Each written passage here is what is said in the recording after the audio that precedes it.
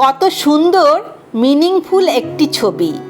Ego, অহংকার, রাগ এসবের মধ্যে আমরা বন্দি, অথচ সবার ভেতরে একটা শিশু সুলভ মন আছে, যে মিশতে চায়, মিলেমিশে থাকতে চায়, কম্প্রোমাইজ করতে চায়।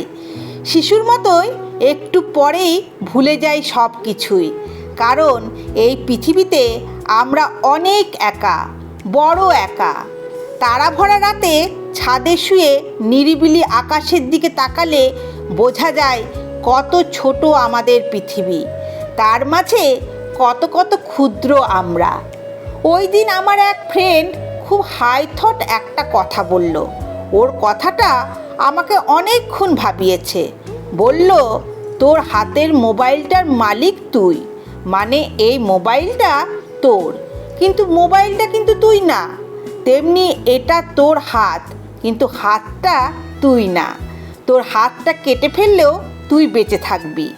এই পা, মাথা সব কিছুই তোর, কিন্তু কোনোটাই তুই না। তাহলে তুই কে? হু আর ইউ? আমি কিছুক্ষণ টাসকি খেয়েছিলাম। আসলেই তো আমি কে? আমার পরিচয় কি?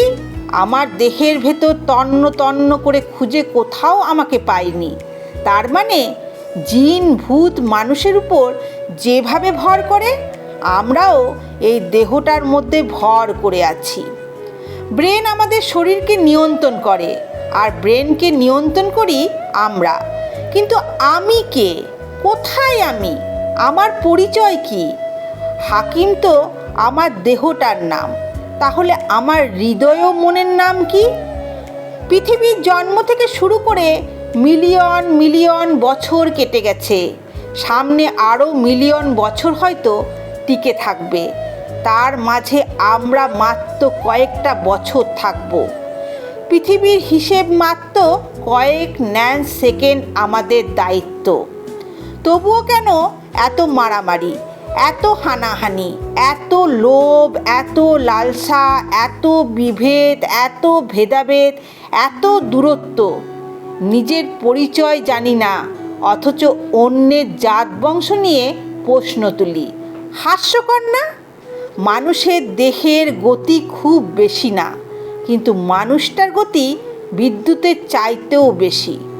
মানুষ চাইলেই মুহূর্তেই বাংলাদেশ থেকে আমেরিকা চলে যেতে পারে, সেখান থেকে ধুম করে মঙ্গল গ্রহে। মানুষ চাইলে পৃথিবীটাকে মুহূর্তেই ধ্বংস করে ফেলতে পারে, আবার চাইলে শান্তিতে ভরিয়ে দিতে পারে। ভালো থাকুক মানুষ, ইগো, রাগ, হিংসার হাজতে বন্দি না থেকে চারিদিকে ছড়িয়ে পড়ুক, একে অপরের সাথে আঠার মতো লেগে থাকুক। জয় হোক মানবতার।